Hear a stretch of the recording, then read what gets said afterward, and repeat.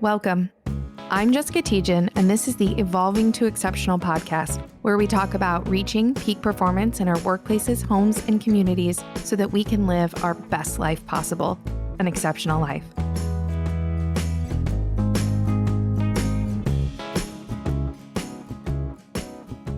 Welcome back to this week's episode of the Evolving to Exceptional podcast. We have another fantastic guest with us, Melissa Martorano. She is the Senior HR Leader, Director of Talent Management at Christie Industrial Holdings.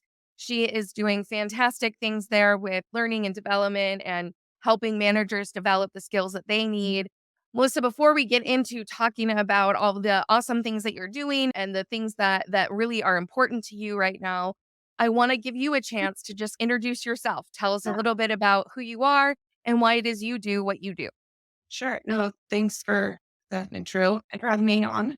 So I'm originally from Dallas, Texas girl living in St. Louis now. So a transplant. And interestingly, I started out my career actually as a teacher. So made a pivot into the HR world. Have mostly been on the recruiting and talent side of things. But I think having those roots of teaching as well as following my mom's footsteps, I think with her being an L&D, the natural piece for me to go into as I continue to grow was the professional development side and the growth and helping my employees grow. So yes, if I'm going to be doing learning and development, and it's a new thing for Christine, we've never really had a formal HR team here. So I think it's great that I had the opportunity to come in and get some structure and build out the structure and foundational blocks for the recruiting aspect and the learning. So It's so interesting because I know your organization is a mid-sized organization. How many people or employees does Christie have? roughly about 140, 115 So, between the business units. so it's that interesting size where I always think of it when it comes to HR talent management. There's this like shift that happens between about Right. 100 and 200 employees, and it can be really difficult there because you don't have as many HR talent management resources in the organization yet because you're not big enough for it, but you're growing and you have all the needs. And so regardless of how many employees you have, you still have the needs or the functions that have to be performed. So tell me a little bit about what some of the challenges have been since you started at Christie Industrial Holdings, and as you've been working there to put some of this stuff in place. What have you seen as some of the biggest challenges or things you've been focused on over the last year? It's been a little bit less than a year. I've been here, it's been almost 8 months now. Started in December of 22. And the role was really created to focus mostly on the recruiting aspect. They had a lot of recruiting needs at the time. And yes, the learning piece of it was attached to it, the talent management, the succession planning, all that comes with that. But my boss report for CEO, and after a couple of months, he said, I really didn't realize the biggest thing that you would be making an impact in was the recruiting. But it seems like the development is something that's really what people are seeking you out for. I was like, yeah, because everybody wants to grow. And I think after the pandemic, people kind of reassessed values and their priorities have changed and shifted some too. But also we were all kind of holding back.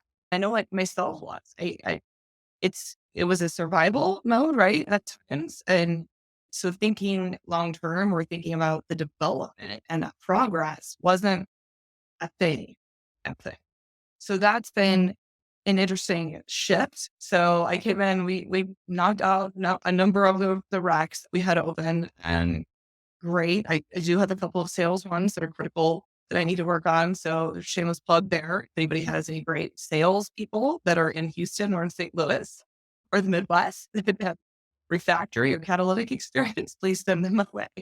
But yeah, I think it's anybody from our hourly production people that work in our plants, and they've been looking to this out in office, and I've helped fill out FAFSA paperwork.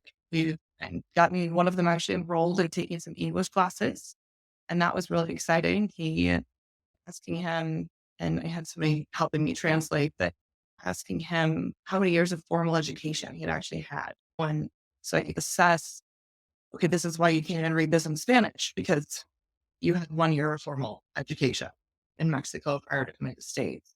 So That part has been a huge success. You can see people's confidence when when they're building that knowledge base and continuing to grow. It's like growth mindset. So those are some of the big ones I think that, yeah, that I'm really here for.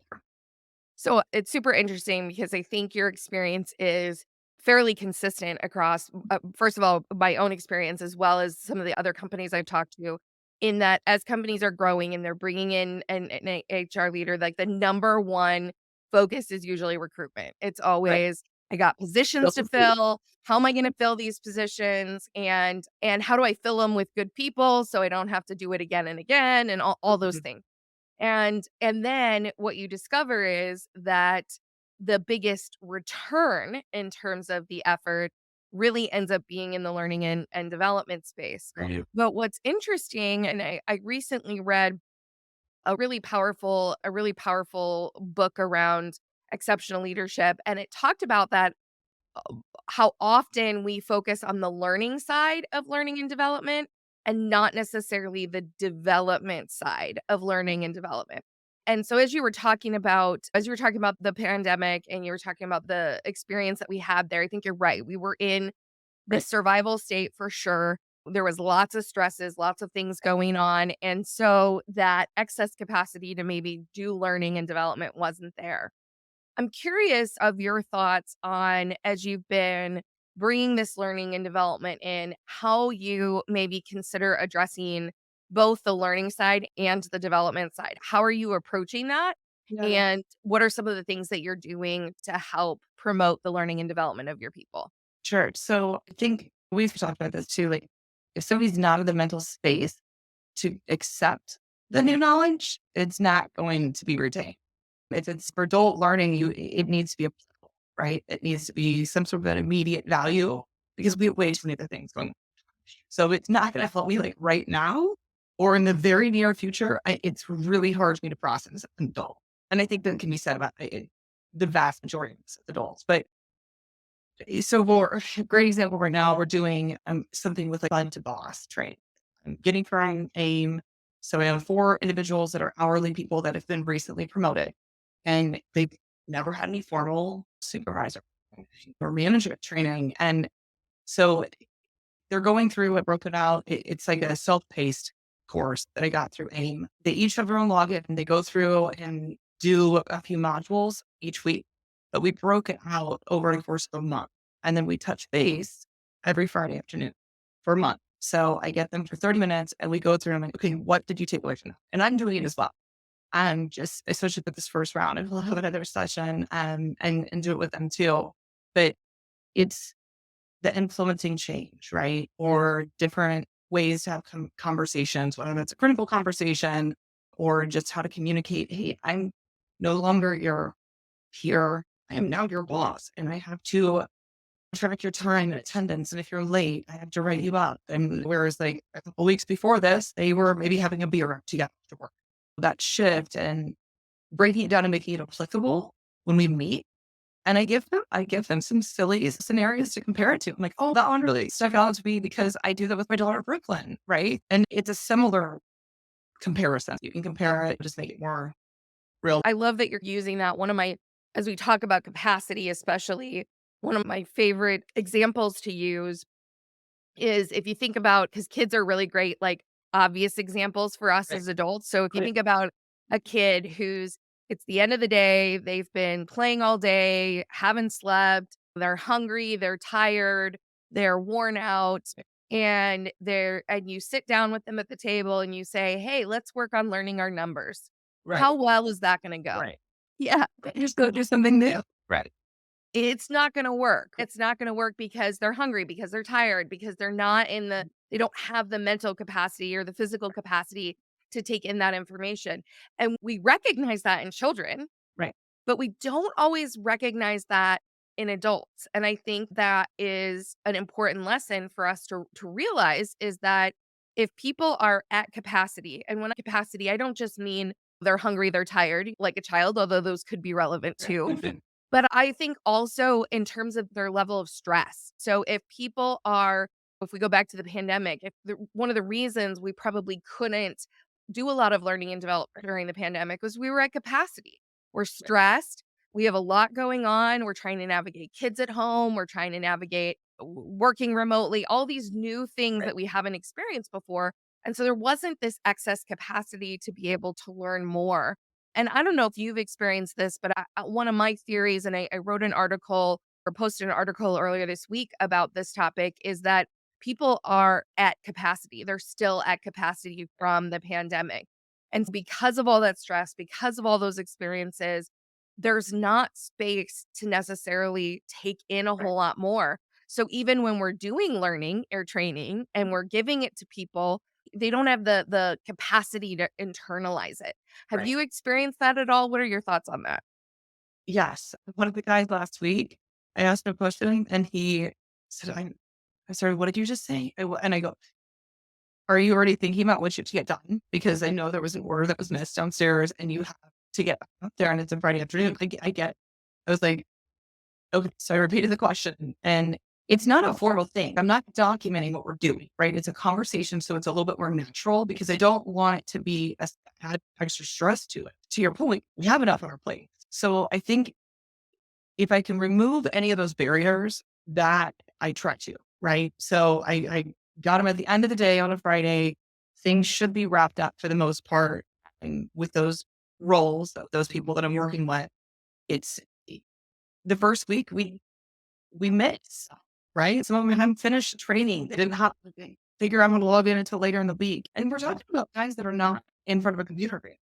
So that's another piece that like, okay, so checking in with their leaders to say, hey, how's it going? But with them, and are they talking about this training? And are you talking about it too? But even before they were selected to do it, I had conversations with their leadership to say, hey, how's that person doing? What's the situation at home? Is everything good there that you know of? Is it so where are they ready to take on some of that? I think that's the big piece because out of the ones, I had three that I looked at to send to do the adult learning for English classes. Only one of them did it. And I think I know why the other two didn't because the things that were going on, there was just too much at home, too many other responsibilities. It takes away from their evenings. And so I appreciate and value the fact that they were like, we're not going to waste the time of doing that. Right. Great. Okay. We'll revisit this in a few months if it's something that you want to do. So I think just being direct about it, I have noticed it with some, but I'm trying as far as I can to overcome and reach those people on a different level to get to that root cause. And I think you raise an interesting point too, as you talk about being in front of a computer and people who maybe aren't normally, but also for people that are in front of a computer. I think Microsoft released a report not too long ago talking about the massive increase in time we're Oh, yeah. spending on Teams meetings or on virtual meetings. And I know for me, like I can sit on my computer, I have my meetings, we record our podcasts, I do my things, but the last thing I really wanna do is keep sitting in front of my computer Okay. to do training. Right. And so but I love trainings and I love learning. And so some of the best ones that I've discovered are ones that have those phone apps, right? Where I can Right. pull it up or my up on my app or my iPad or whatever, and I can do it while I'm working out, or I can do it while I'm putting on my makeup, or I can do it while I'm getting ready for bed, or whatever the things are. So I can fit it into my life versus trying to make time for it and carve out time from a day that already feels maybe all the way full or all the way filled in. And the other thing is that if a person is at capacity, I think then we have to ask the question, how do we help them expand their Right. capacity? How do Right. we equip them to be able to navigate that so there is room for learning and development in their day or in their life, in Right. general? And I think that is something that at least historically, organizations have been pretty challenged with, that Right. I think it's awesome that you're carving out time in the day so that Right. it's not like they have to do extra. It's not something they have to add on to what they've already got, because that can be the tipping point in Right. terms of being able to actually do it effectively where it does develop that. Retain it, right? And I think I chose or we pulled people from different business units that don't work together. There's two from each two of our business units right now. So from a cross-functional standpoint and learning about the other, this is a new peer group for them. And I'm trying to introduce it like that too. So an extra way of like connection.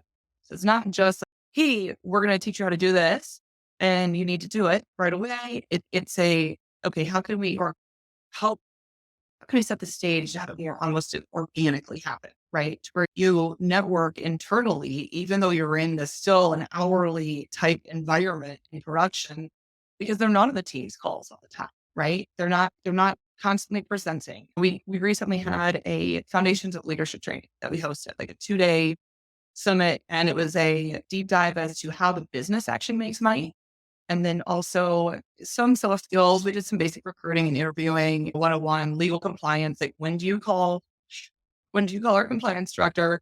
Some of those things. But then it also talked about the history of Christie. And it was really great because out of the 12 individuals that we had, half of them actually had come originally from production roles and have been promoted into management.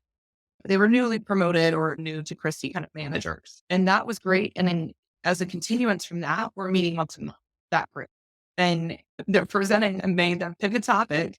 Within a week, I gave them a list of different soft skills, basically anything from like imposter syndrome to critical conversations. And they each are going to do one once a month. And so I'll start the meeting and then we go through it. So my Fridays are now touching base with this other group for Bud the Boss training and then our larger group. And if they, for some reason, can't make that training or they are supposed to present, they have to work out in turn with their group and find someone else. And it's great because they're across all of our business units too.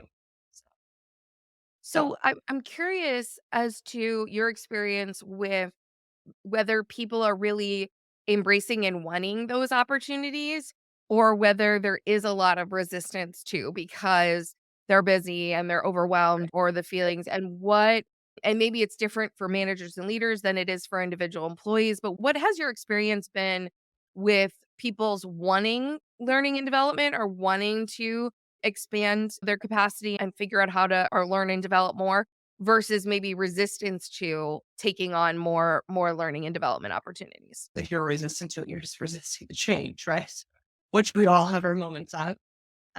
So yes, I definitely have a few of those at times, and it's taken a one-on-one conversation. And fortunately, for me, I'm very fortunate because I work in the office most days. My previous job, I was hired remotely, and the company was based with an office in the St. Louis Metroplex, but also it was based primarily out of Montreal. So it was a little harder, and it was we were leaving that company right virtually, but being able to come in and build those relationships one with people, at least in our St. Louis facility, has been helpful because they know that I'm coming from a good place. And if I can get to know them a little bit more on a personal level or like on an individual and learn their past, then it's okay. Hey, could you help me? Can you help me explain this to me? And then I can start to try and explain why they may want to continue looking to grow. Like some bricklayers that work for us and some apprentice. And typically they would never come into our office. They're out on job sites and I that's good because they're busy, right? They're working and they're making money as a company, and I appreciate that. Um, but how am I going to get them to be at that superintendent level in the next 10 years and to understand how to look at even a budget and have a conversation with office personnel, right? With the controller who, so working on some of those soft skills and getting the buy-in from even some of their leadership has been an interesting task, but I finally feel like I'm getting there. It's just slowly introducing it. And if somebody's totally against it, I can't force someone to go and take a training. You know what's interesting is technically you could, right? You could Right. force someone to Right. sit through Right. a training. Yeah. Cool. Let's do 40 hours of continuing ed, everyone across the board. Get Well, there. what's interesting is you can force the learning side, like you can force the training side of the learning and development, but you can't force the actual development, the No. actual change in terms of performance, increase in skills, capability, capacity, ability to do more. And I think that a lot of learning and development programs really do just focus on Right. the training or the learning side of it Right. versus the integration side. And the piece that I think is often missing, and this is more from the neuroscience perspective, is the integration of the learning into the person's existing learning, their existing view Right. of the world, how they see the world, and how then that learning applies to them or what they're going to do differently. Almost all training programs are built with actions and do Right. these steps and things like that. But if those don't fit with what's gonna work for that unique individual, Right. then they'll never actually apply it. They'll never actually develop that skill set.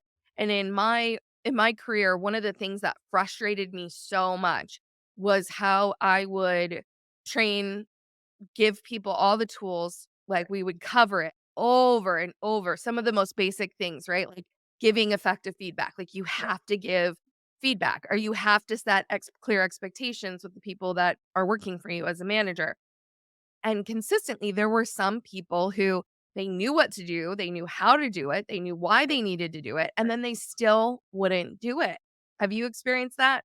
Oh, yes. And it's funny because I had a coach like I played basketball in college, and I had a coach that said the day that I stop yelling at you and coaching you is the day that I don't care.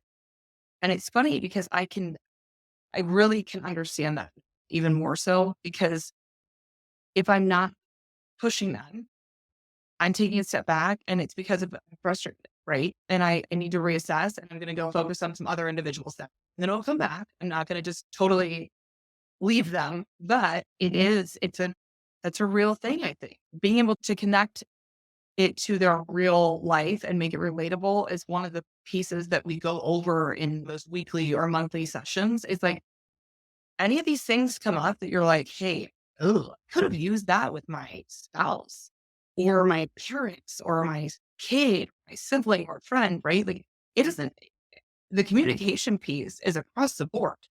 It's not just at work and it's not just at home. So if you can learn any of those skills, I take a lot of it. And that probably would have helped me in my first marriage. But I wish I would have known that. And I laugh and I say it. And then I get smiles up and they're like, oh, okay, she's not just trying to drill something into us. It is trying to make it relatable. But if they are resistant, it's not the easiest. It's you can keep going, but I have too many other things to do too. So I'm not gonna just I don't want to just spend time focusing on them. I need to figure out why they're not taking it. And everybody has a different learning style. So another piece of it is before the foundations training, I had them all take a learning style assessment. And it was for adult learning, it was a silly one. It was like, okay, if you get a new TV or you get a new piece of tools or something, are you reading the instructions or are you just trying to figure it out? And so you go over your three basics. But even to when you meet somebody, what do you recognize first?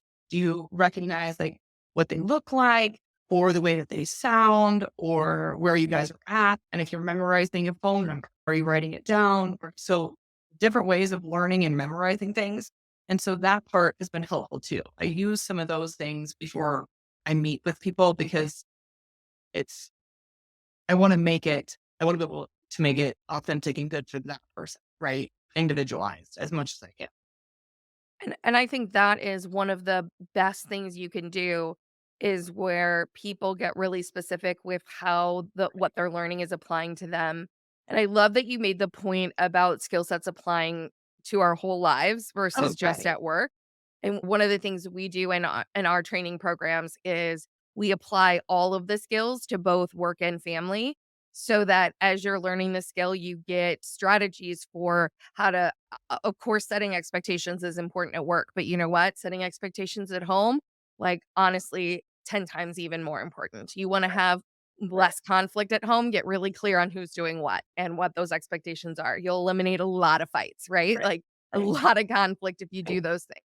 Or if you can get really effective at giving conscious feedback instead Right. of being reactive or Mhm. reactionary. And Right. so when I think one of the benefits can be when people can see how the skills they're learning are really going to help them Mm. and help them to be able to get through the things they're already doing more Right. quickly, more effectively, that this is going to make a difference versus this is just one more thing for Right. me to know or me to learn. But that requires them to recognize that there's something within them that has to be shifted or Right. changed or evolved or grown. in order to get that benefit. And oftentimes I think people think of learning and development as like another layer Right. rather than as a shift of who they already are or a shift of how they're already Right. existing. It's not just more information. No, it's like an integration. I feel like it's one of those things. We do something called 2-second lean here. So and it's a part of our culture. It's in our values and on the Christie way on our wheel. If you look at that, and it is something that we post about, we talk about. There's like KPIs around it as an organization and as our teams. But it's the mindset of, hey, ask the question of why are we doing that? Should I do it? And so that growth mindset of just improving, I think, is a big piece of our culture here, which is help to set the stage for, hey, we have a training person here, right? There's a talent management person now on site or within Christie that you guys can utilize. So it's anything from being able to connect with them on a one-on-one level to get to that and overcome those challenges, but eh, to also just being in a great environment where it's supported, right? And adopted already. Because that's not always an easy thing, right? But there's certain places I know I've worked that if I ask questions, you could find a risk, right? Don't those things. Yeah, you're probably right. Do not ask that because you're going to make someone else look stupid and they're going to be annoyed. We'll all have those PTSD moments of other employers, but I'm fortunate and lucky with where And I think you bring up a really important point in the experiences people have had in the past and how it's oh shaped yeah, them. And so from again from the neural performance or the neuroscience side, when all of our lives, all the experiences that we have are shaping our neural pathways, they're right, shaping how we exist and show up and do things in the world. And so one of the things that I've discovered, especially around, as I talked about earlier, though, how come I've trained these managers on these things and they won't do it? And I've trained them on the behaviors. I've told them exactly what they need to do. When people don't do the thing that they know how and what they should do, if they have the information on it, that's the first step, right? You've got to know what it is and how to do it. But if they know that and they're still not doing it, then there's probably a neural pathway that is wow, preventing them from right, doing it. There's right, probably a block. And all those experiences you talk about of being in workplaces where it's not open, being in places where it's not safe, or even things going back to childhood beliefs. I had a leader that I coached once that really senior leader had been a CEO for over 30 years and he was awful at giving feedback, like addressing poor performance of the people that worked directly for him. He had this tendency to just let it go on forever. And as we dove into why that was, we figured out that there was a deep rooted fear that if he pushed too hard on their performance, they would leave and it would hurt the company, that it would hurt his ability to make money and support the people in the company, and so he didn't want to take that risk. And when it comes to neuroscience, we know that, and I talk about this in other episodes, but that we have neurons not just in our head brain, but in we have neural networks in our heart, and our gut brain is actually the one that's responsible for both taking action, self-preservation, and our identity. So if we have an identity or a self-preservation issue, something like, I'm afraid that if I give this person feedback, they might leave and then I'll have to do more work, or if I upset this person, then they won't stick around. If there's a self-preservation or an identity issue, then they're not going to take action. right, And that for me was like a huge eye opener in terms of managers that I'd worked with before. And I actually sometimes wish I could go back in right, time, work with them again to see if we were able to dive into those root issues, those root blocks that were preventing them from taking action, if they could overcome them. And I know from working with the clients that we have that it's possible to do. I know that it's possible to change those neural pathways because we have neuroplasticity, but often we just don't know how to do it. And so then we end up stuck and we don't actually develop the skills that we need that will improve our lives. So it's asking. So when I've met with managers like that, individuals, asking the whys and asking and getting it to be there's not a heightened emotion around, right? Like you can start to tell. when someone is starting to, okay, there's some walls or they're nonverbals, right? Like something is changing their demeanor so that you may have struck a nerve there and maybe on something.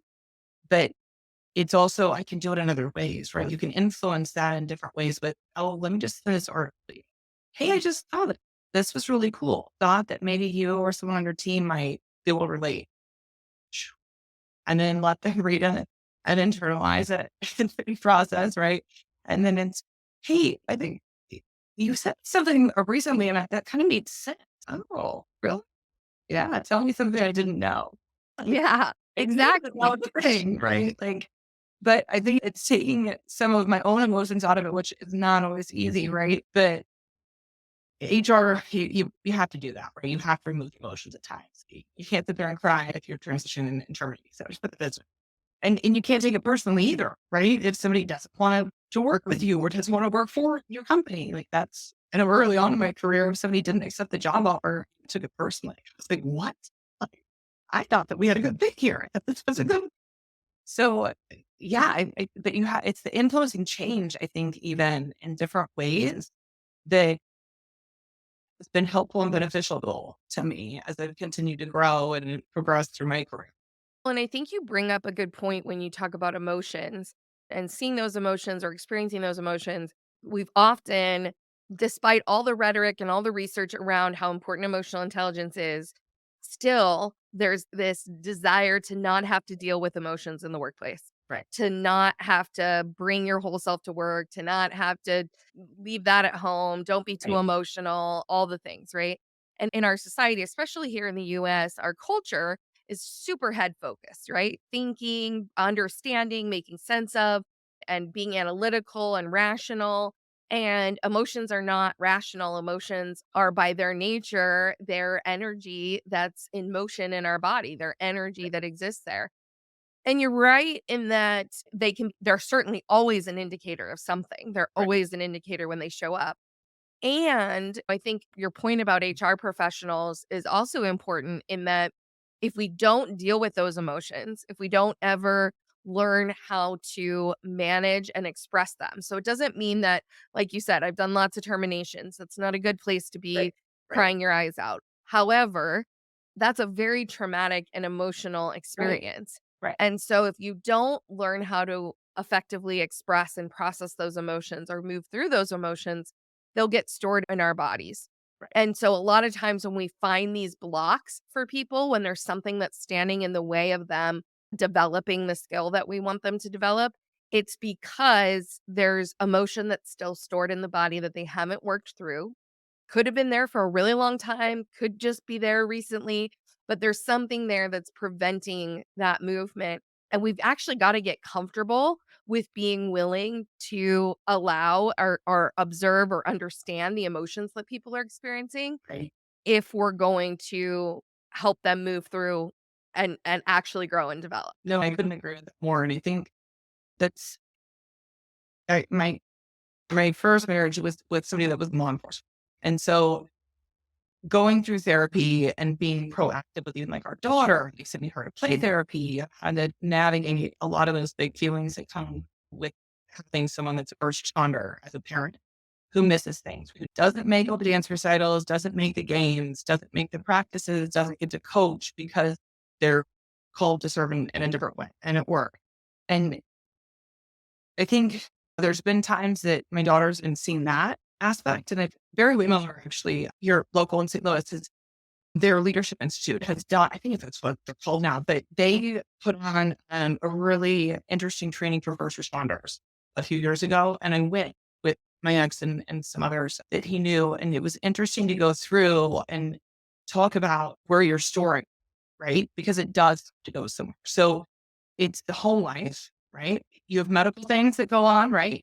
So yeah, I randomly found out that I had thyroid cancer last year, and by the grace of God, thank God it's done, and it was like it never happened. But even those emotions of like, I have cancer, like what? Like I'm the healthy one, like for parents, like this is so. But going through and talking with somebody about that and processing that, I think is critical to survival, right? If not, you're not feeling things, you're not going through things fully, you're not fully living. is how I feel. Helping people, like we have somebody here at work that is actually a benefits advocate. That is his title. And it's a new role for us. We created it a couple years ago, but it's a benefits specialist, but he's an advocate. And that is the best thing that we could ever offer, I think, to employees. He had worked with archdiocese for a while too. So it's a very genuine position for him, I think, to where he can connect with individuals and their families, help them go over like an EOB that gets sent to their house. And why is this so complicated to understand, right? Like our insurance in general and all the billings, it's crazy and complicated. But he's there to help walk through it. We have a very robust EAP.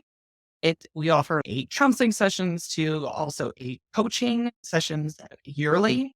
So there's some bad stigmatism around EAP, but Yeah, so do people take advantage of that in your organization? we have seen more. Yes, there's been an increase, but it's getting the stories of certain people and those change kids, right? Like the people that can be the spokesperson that everybody knows. You get those internal cheerleaders, if you will, or poster child or whatever it is you're trying to promote. And that has been helpful and more meaningful because, oh, if that person's doing that, then hey, maybe. Yeah. Yeah, it's interesting because we had, that experience too, where most organizations have an employee assistance program. Most organizations offer some a number of either counseling or coaching Right. or therapy type sessions, amongst other things that the employee assistance programs usually offer. But the usage rates are incredibly low, which is why employee assistance programs can be paid for so easily, like why there really aren't crazy high costs because the utilization rate is so low. And I was one of those people during the pandemic who sought out God the pandemic was hard for me Oh, yeah. with twin I had my twin 9-month-olds, I had my 3-year-old, I was trying to work. It was a tough year and so I made use of the Right. AAP and started talking with a therapist at the time to work through and just to get that support. And it was so powerful. And I ended up posting internally, and I was a senior executive vice president at the time to just share openly, like, I've used the Right. EAP Right. and you should Right. too. Like, there's no reason not to. And what's interesting is I think there's this resistance to therapy in general or to support in general. And and yet that's really what we're talking about when we talk Right. about moving through Yeah. emotions or moving through blocks or It's a challenges. cognitive change that you have to do, right? And It's like CBT, it's cognitive behavior therapy. And if I wouldn't have done it, I probably wouldn't have seen that aspect within the L&D space, right? And to your point, like the more you use it in your common like vocabulary, right? It's the anytime that we're talking about EAP and I bring it up in trying to get a plug in somewhere with our senior leadership, it's, hey, have you guys called it? Have you walked through it to actually know what it looks like? Because if you can say that you have, then you can genuinely say, oh yeah, call it. It's not scary. Even if you don't need it, quote unquote, right now, right? You can still benefit from at least understanding how the process works. So you do know somebody that needs it. Because I've had somebody standing in my office last week and he was like, I wish I was more comfortable having the conversation because it would have probably helped this individual who's no longer working with them because they were not coping well. And with some other things that were happening outside work, but unfortunately they were ended up getting terminated and ended up in a it's one of those things that so I know you genuinely care about your team, right? But if you can't have that conversation, practice that with me. Practice bringing it up, right? If you know somebody that's in recovery, if you from addiction of some sort, hey, did you mind if I asked? Did you go to meetings? What is that? Or how did you get to that step and make it a normal thing to where we're not just sweeping down the rug, right? And that's something that I've had to do. Growing up, I have amazing family. I'm very fortunate, and my parents are still together. There's days that yes, they probably question. We've all questioned like why people are still together at times, but amazing humans. And my dad grew up in a very different situation. He left home at 16. He ended up never graduating high school, and it's something that he probably still to this day regrets doing and not even getting his GED. But he did end up owning his own business and has been successful in a number of different ways. So it's not always this quantifiable education formally that you have to be successful. I think a huge impact was my mother, but he's a functioning alcoholic. And that's me saying this like out loud. And I think me going to my first Al-Anon meeting in college was a big piece of that, where it was like, okay, holy cow, I'm saying this out loud. And now I'm saying it on a podcast. Oh, wow. Okay. Ripping the band-aid off. And it's coming into the connection with who I really am. It is what it is.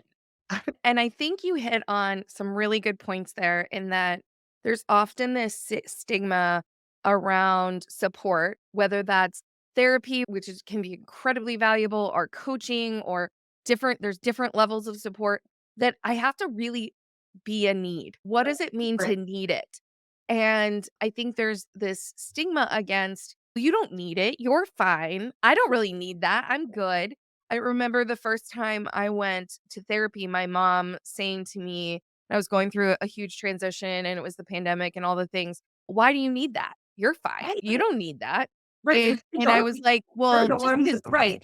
just because you think that Right. doesn't mean that that's true. In fact, in most cases, and I'll use therapy loosely because not everybody needs that level of support all of the time, arguably. However, some degree of support, we all have some degree of wounds, some degree of Right. challenges, Right. of things that are getting in the way of us living our best life. If those things weren't there, we wouldn't be struggling. We would be better leaders, Right. we would be better human Right. beings. We would be all of these things. And so I think part of it is overcoming that stigma that there has to be some like really serious need. You have to be Right. in really dire straits before Right. you get Right. therapy or coaching. Like, that's not really true. You can get it before you have a problem. In fact, sometimes that's better. Oh, yeah. And I think you're also right in that there's often this, you talked about having a parent who's a functional alcoholic. I can relate to that. I have Yeah. that too.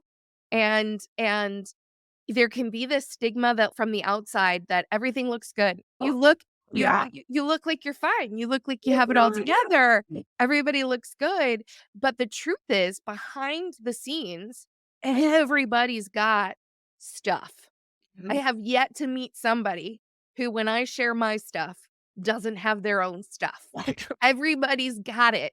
And all that stuff, all those challenges, those wounds, those issues, those things are the things that are preventing our leaders from being their best leaders, are preventing our employees from showing up and performing at their best, are preventing us from enjoying our lives the way that we could. They're the things that are preventing us from having the results that we want to have in our lives. But the more we ignore them and the less we address them, the worse that it gets, the right. worse that it Right. Let me piles just on. suppress this a little bit more mentally, right? And that's something I got really good at. Being married to somebody for so long that had to do that to stay sane in their career. I had to almost decompartmentalize things too, because if not, I was just a ball of tears all the time because I just felt rejected, right? And didn't feel supported and didn't have a partner is what it felt like half the time, maybe more than that. But anyway, needless to say, I think the stigmatism in especially in these male dominant like manufacturing industries that I'm in, the skilled trades, I have this incredible, amazing human as partner and he's great and he's so mature and emotionally like intelligent and evolved. But there are times that you can see his past traumas too from his previous marriage. Like I'm like, okay, babe, like what is that? Where is that coming from? And he'll want to almost talk on the phone. Like, no, if we're gonna text a couple of these because I want to be intentional with how we're handling it. And like I don't want it to be this emotional and heightened. Then you hear the verbal and you feel these emotions on the phone or in person. I want it to be like calm, rational conversation, and then we can get through that because then all of a sudden you're like, oh, wow, I you're right. That is completely not what I meant by that. Or by understanding that, yes, to your point, even though it looks great and people don't see everything below the surface. So when you get to know people on that deeper level, yes, everybody has their stuff, even the ones that are great, right? Like it's And how you communicate and if you're receptive to talking about those things. our leaders, our managers in our workplaces more than ever need to develop the skill set Right, first for themselves to be able to look deeper, to right, address the things that are getting in their ways, to be willing to acknowledge the emotional right. impact. And when I say emotional, a lot of times people think of emotional as big, dramatic Yeah, emotion, as crying or right, yelling or big emotion. But really, all emotion is at its root is energy in the body. Emotion is when your heart rate goes faster, when mhm, you start to sweat, when you feel your body tense or move in a certain way. We have this physiological response that's triggered by some sort of emotion that's coming up. When we right, label it, when we start to say, "Oh, I feel frustrated," or "I feel," that's a right, feeling. And we right. can choose our feelings. We can choose how we feel about the emotion, but we can't choose the emotion. The emotion is going to come up. And that emotion doesn't have to be huge to get No, in our way or to cause us issues or right, problems.